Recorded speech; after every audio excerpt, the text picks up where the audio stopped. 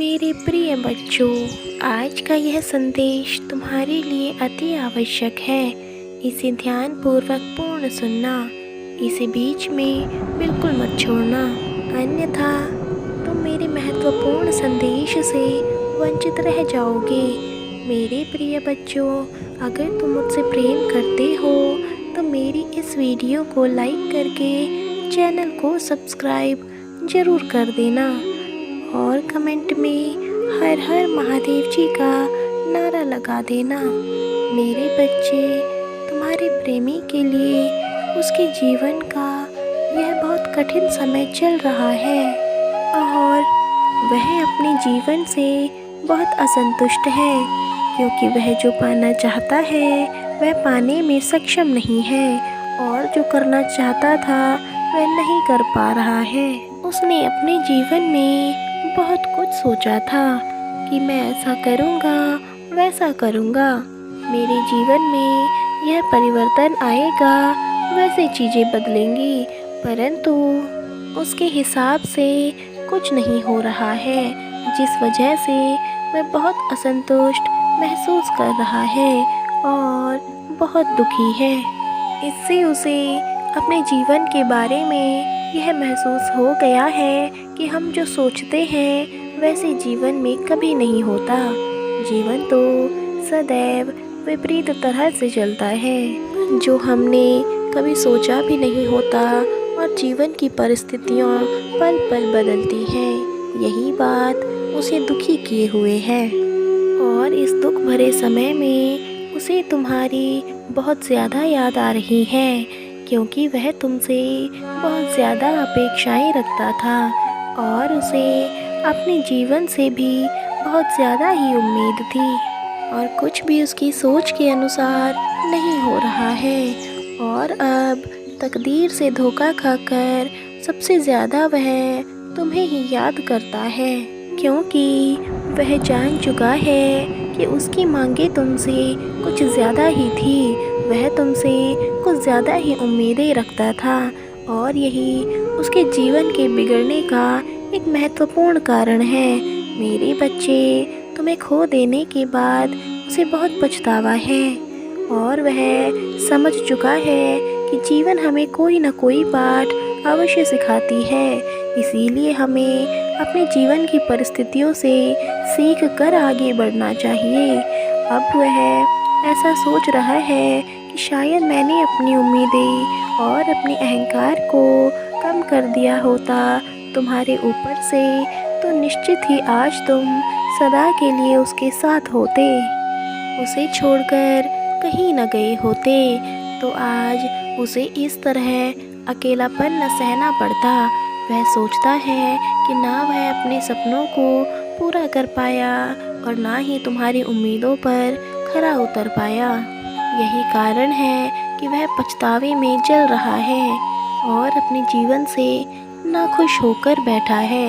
मेरे बच्चे, एक बात सदैव याद रखना, चमकती हुई दुनिया के पीछे कभी मत भागना।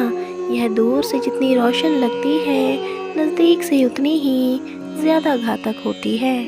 इसी प्रकार मेरे बच्चे, तुमने उस पर स्वयं से अधिक भरोसा किया था और उसे बेहद प्रेम किया था, परंतु उसने अपने जीवन में आगे बढ़ने के ख्वाबों की वजह से तुम्हें पीछे छोड़ दिया और तुम्हारे प्रेम को ठुकरा दिया। परंतु आज वह तुम्हें पाने के लिए तड़प रहा है, तरस रहा है।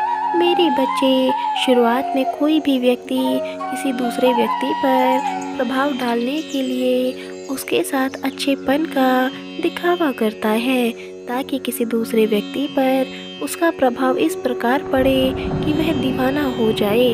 ठीक उसी प्रकार तुम्हारी प्रेमी ने भी तुम्हारे साथ कुछ ऐसा ही किया और तुम्हें अपने प्रेम में दीवाना कर दिया।